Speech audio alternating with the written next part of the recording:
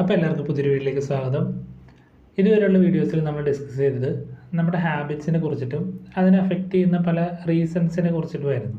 അപ്പോൾ അങ്ങനെ നമ്മൾ നോക്കുമ്പോൾ അതിൽ പ്രധാനപ്പെട്ട ഒരു റീസൺ ഇനി നമുക്ക് ഡിസ്കസ് ചെയ്യാനുള്ളത് നിങ്ങളുടെ ഫാമിലി അല്ലെങ്കിൽ നമ്മൾ ഓരോരുത്തരുടെയും ഫാമിലി നമ്മുടെ ഹാബിറ്റ് ഫോർമേഷനിൽ എങ്ങനെ ഇൻവോൾവ് ചെയ്യുന്നു എന്നുള്ളതാണ്. അതിപ്പോൾ ഫാമിലി ആവാം, അതല്ലെങ്കിൽ നിങ്ങൾ ഡെയിലി ഇൻറ്ററാക്ട് ചെയ്യുന്ന ഒരു ഗ്രൂപ്പ് ഓഫ് പീപ്പിളും ആവാം. ഈ ഒരു ഗ്രൂപ്പ് ഓഫ് പീപ്പിൾ അല്ലെങ്കിൽ നിങ്ങളുടെ സ്വന്തം ഫാമിലിക്ക് നിങ്ങളുടെ ഹാബിറ്റ് ഫോർമേഷനിൽ വളരെയധികം സിഗ്നിഫിക്കൻസ് ഉണ്ട്. പിന്നെ നമ്മൾ ഡിസ്കസ് ചെയ്യാൻ പോകുന്നു അതാണ്. അപ്പോൾ നമുക്ക് സ്റ്റാർട്ട് ചെയ്യാം. The lone wolf dies but the pack survives. ഈ ഡയലോഗ് എവിടെയെങ്കിലും കേട്ടിട്ടുണ്ടോ? ഗെയിം ഓഫ് ത്രോൺസ് എന്നുള്ളൊരു ഫേമസ് ആയിട്ടുള്ളൊരു വെബ് സീരീസിലെ ഒരു ക്യാരക്ടർ പറയുന്ന ഡയലോഗാണിത്. നമ്മുടെ മനുഷ്യൻ്റെ കേസ് ഇതുപോലെ തന്നെയാണ്. നമ്മളും ഒരു ഗ്രൂപ്പ് ഓഫ് പീപ്പിളുമായിട്ട് അസോസിയേറ്റ് ചെയ്യാനാണ് താല്പര്യപ്പെടുന്നത്. അതിപ്പോൾ നമ്മൾ പണ്ടത്തെ ആളുകളുടെ കാര്യം തൊട്ട് നോക്കുകയാണെങ്കിൽ തന്നെ അവരും ഇതുപോലെ തന്നെ ഒരു സമൂഹത്തിൻ്റെ ഒപ്പം മിങ്കിൾ ചെയ്താണ് പോയിക്കൊണ്ടിരുന്നത്. അപ്പം നമ്മൾ അങ്ങനെ ഒരു സൊസൈറ്റിയുടെ ഭാഗമാകുമ്പോൾ ആ ഒരു സൊസൈറ്റിയുടെ ഒരു ഇൻഫ്ലുവൻസ് നമ്മുടെ ഒരു ബിഹേവിയറിലും റിഫ്ലക്റ്റ് ചെയ്യുന്നതാണ്. അതായത് ആ ഒരു സൊസൈറ്റി മുന്നോട്ട് വയ്ക്കുന്ന കുറച്ച് ഇൻവിസിബിൾ ആയിട്ടുള്ള റൂൾസ് ഉണ്ടാവും. ഫോർ എക്സാമ്പിൾ, നമ്മുടെ ജീവിതത്തിൽ എന്തൊക്കെ സെലിബ്രേറ്റ് ചെയ്യണം, അല്ലെങ്കിൽ നമ്മൾ എത്രാമത്തെ വയസ്സിൽ കല്യാണം കഴിക്കണം, ഇനിയിപ്പോൾ കല്യാണം കഴിച്ച് കഴിഞ്ഞാൽ എത്രാമത്തെ വയസ്സിൽ കുട്ടി വേണം, അതും എത്ര കുട്ടികളാവാം, ഓരോ കുട്ടിയുടെയും ബർത്ത്ഡേ എങ്ങനെ സെലിബ്രേറ്റ് ചെയ്യണം തുടങ്ങിയ കാര്യങ്ങളെല്ലാം നമ്മൾ റെഫർ ചെയ്യുന്നത് സൊസൈറ്റിയിൽ നിന്നാണ്. അവരെങ്ങനെ ചെയ്യുന്നു അല്ലെങ്കിൽ അവരെന്ത് ചെയ്യുന്നു എന്നുള്ളത് നോക്കിയിട്ടാണ് നമ്മളത് നമ്മുടെ ലൈഫിലേക്കും അപ്ലൈ ചെയ്യുന്നത്. അങ്ങനെ ചെയ്താൽ മാത്രമേ നമ്മൾ ആ ഒരു സൊസൈറ്റിയുടെ ഭാഗമാവുകയുള്ളൂ. അപ്പോൾ അങ്ങനെ നമ്മൾ ആ ഒരു സൊസൈറ്റീനെ അതേപടി കോപ്പി ചെയ്യുമ്പോൾ ആ ഒരു പാറ്റേൺ അല്ലെങ്കിൽ ആ ഒരു സൊസൈറ്റിയുടെ ഒരു ക്യാരക്ടർ തന്നെയായിരിക്കും നമ്മളിൽ റിഫ്ലക്റ്റ് ചെയ്യുന്നത്. ഇനിയിപ്പോൾ കുറച്ചുകൂടെ ഒന്ന് സിമ്പിളായിട്ട് മനസ്സിലാവാനായിട്ട് നമുക്കിപ്പോൾ ഒരു ഡോക്ടറുടെ ഫാമിലി വിചാരിക്കും. ഇപ്പോൾ ഒരു ഡോക്ടറുടെ ഫാമിലിയിൽ ഒരു കുട്ടി ജനിച്ചു കഴിഞ്ഞാൽ അവന് നാളത്തെ ഒരു ഡോക്ടർ ആവുക എന്നുള്ളത് നിസ്സാരമായിട്ടുള്ള കാര്യമാണ്. കാരണം ആ ഒരു കുട്ടി ജനിച്ച് അവൻ്റെ കുട്ടിക്കാലം മുതൽ തന്നെ ആ ഒരു ഡോക്ടറിൻ്റെ ഇൻഫ്ലുവൻസ് അല്ലെങ്കിൽ ആ ഒരു ഫാമിലിയുടെ ഇൻഫ്ലുവൻസ് അവരിൽ ഉണ്ടാവുന്നുണ്ട്. അതുകൊണ്ട് തന്നെ അവൻ കണ്ടു വളരുന്നത് അത് തന്നെ ആയതുകൊണ്ട് ആ ഒരു ക്യാരക്ടർ ആളുടെ ബിഹേവിയറിലും കോപ്പി ചെയ്യുകയാണ് ചെയ്യുന്നത്. അപ്പോൾ നമ്മുടെ കേസ് എടുത്ത് നോക്കിയാൽ തന്നെ ഇപ്പോൾ നമ്മൾ ഒരു പക്ഷേ മിഡിൽ ക്ലാസ് ഫാമിലി ആയിരിക്കും ജനിച്ചത്. അപ്പോൾ നമുക്ക് ആ ഒരു മൈൻഡ് സെറ്റ് ആയിരിക്കും കിട്ടുക. ഇനിയിപ്പോൾ ഒരു റിച്ച് ക്ലാസ് ആയിട്ടല്ലോ, ഒരു അത്യാവശ്യം സമ്പന്നമായ ഒരു കുടുംബത്തിലാണ് ജനിച്ചതെങ്കിൽ നമുക്ക് അങ്ങനത്തെ ഒരു മൈൻഡ് സെറ്റ് ആയിരിക്കും വരിക.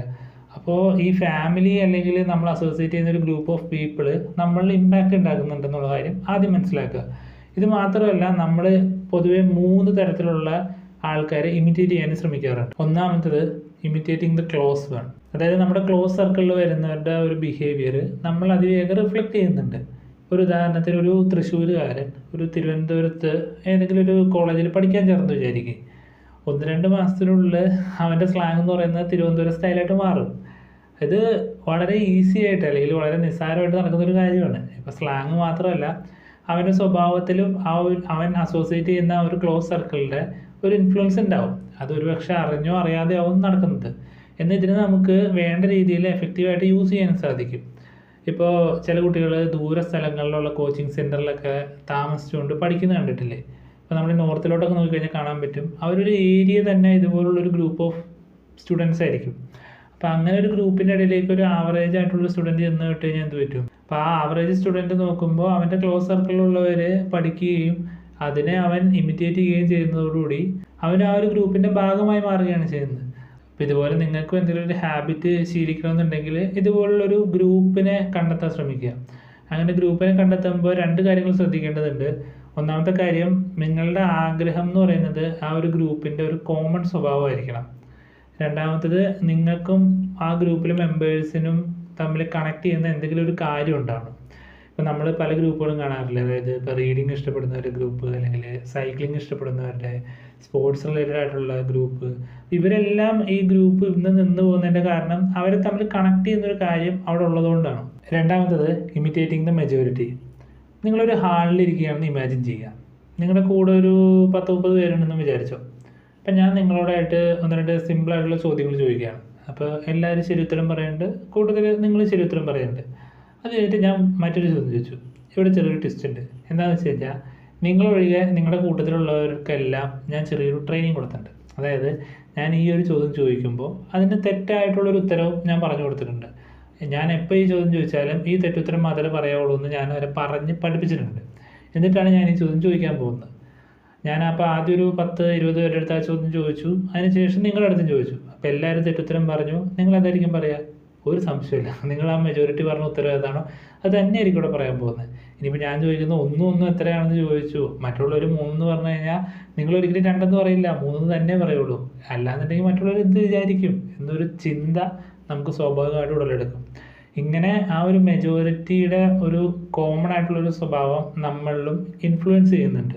ഇവിടെ നമ്മൾ മറ്റുള്ളവർ എന്ത് വിചാരിക്കും എന്ന് വിചാരിച്ചുകൊണ്ട് നമ്മുടെ പല ചോയ്സസിനെയും നമ്മൾ തഴഞ്ഞുകൊണ്ട് ആ ഒരു മെജോറിറ്റിയുടെ ഒരു തീരുമാനമാണ് നമ്മൾ പലപ്പോഴും നമ്മുടെ ലൈഫിലും പകർത്തിക്കൊണ്ടിരിക്കുന്നത്.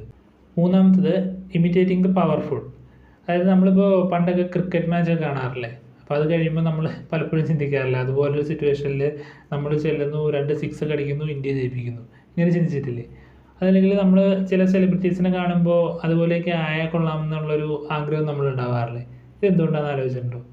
ഉത്തരം വളരെ സിമ്പിളാണ്. കാരണം നമുക്ക് ആ ഒരു ഫെയിം കിട്ടിയാൽ കൊള്ളാം, അല്ലെങ്കിൽ ആ ഒരു ഫെയിം, അവർക്ക് സൊസൈറ്റിയിൽ നിന്ന് ലഭിക്കുന്ന റെസ്പെക്റ്റ്, ഇതിനോടൊക്കെ നമുക്കൊരു താല്പര്യമുണ്ട്. നമുക്ക് എപ്പോഴും സൊസൈറ്റിയിൽ നിന്ന് സ്റ്റാൻഡ് ഔട്ടായിട്ട് നിൽക്കാനുള്ളൊരു ടെൻഡൻസി ഉണ്ട്. അപ്പോൾ അതുകൊണ്ട് നമ്മൾ അതുപോലുള്ളവരെ ഫോളോ ചെയ്ത് അല്ലെങ്കിൽ അവരുടെ ആക്ടിവിറ്റീസൊക്കെ നിരീക്ഷിച്ച് അവരുടെ ഹാബിറ്റ്സ് പലപ്പോഴും നമ്മളിലും എന്താ പറയുക ഇംപ്ലിമെൻറ്റ് ചെയ്യാൻ വേണ്ടി നമ്മൾ ശ്രമിക്കാറുണ്ട്. ഇപ്പോൾ നിങ്ങൾക്ക് ഇതുപോലെ പുതിയ എന്തെങ്കിലും ഒരു ഹാബിറ്റോ അല്ലെങ്കിൽ ഒരു ബിഹേവിയറോ നിങ്ങളുടെ ലൈഫിൻ്റെ ഭാഗമാക്കണമെന്നുണ്ടെങ്കിൽ ഇതുപോലെ പവർഫുൾ ആയിട്ടുള്ള ആരെങ്കിലും നിങ്ങൾക്ക് റെഫർ ചെയ്തുകൊണ്ട് അവരുടെ ശീലങ്ങളെ നിങ്ങൾക്ക് ഫോളോ ചെയ്യാവുന്നതാണ്. അതുവഴി നിങ്ങൾക്കും ആ ഒരു സൊസൈറ്റിയിൽ നിന്ന് അത്തരത്തിലുള്ള റെസ്പെക്റ്റ് കിട്ടും എന്നുള്ളൊരു തോട്ട് നമ്മളിൽ വരികയും അത് നമ്മൾ ആ ഒരു ജേണി കംപ്ലീറ്റ് ചെയ്യാൻ വേണ്ടി സഹായിക്കുകയും ചെയ്യുന്നു. അപ്പോൾ ഇത്രയും കാര്യങ്ങളിലൂടെയാണ് നമ്മുടെ ക്ലോസ് സർക്കിളിലുള്ളവർ നമ്മുടെ ബിഹേവിയറിൽ ഇൻഫ്ലുവൻസ് ചെയ്യുന്നത്. വളരെ ചെറിയൊരു കാര്യമാണ്, അതുകൊണ്ട് തന്നെ അധികം വലിച്ചു കിട്ടി സമയം കളയുന്നില്ല. പറഞ്ഞ കാര്യങ്ങളിൽ ഒരു ക്ലാരിറ്റി കിട്ടിയെന്ന് വിചാരിക്കുകയാണ്. പറഞ്ഞ കാര്യങ്ങൾ യൂസ്ഫുൾ ആയിട്ട് തോന്നുകയാണെങ്കിൽ ചാനൽ സബ്സ്ക്രൈബ് ചെയ്യുന്നതിന് പരിഗണിക്കുക. ഇത്രയും സമയം ഈ വീഡിയോയ്ക്ക് വേണ്ടി ഇവിടെ സ്പെൻഡ് ചെയ്തതിന് നന്ദി. അടുത്ത വീഡിയോയിൽ കാണുന്നവരേക്കും ബൈ.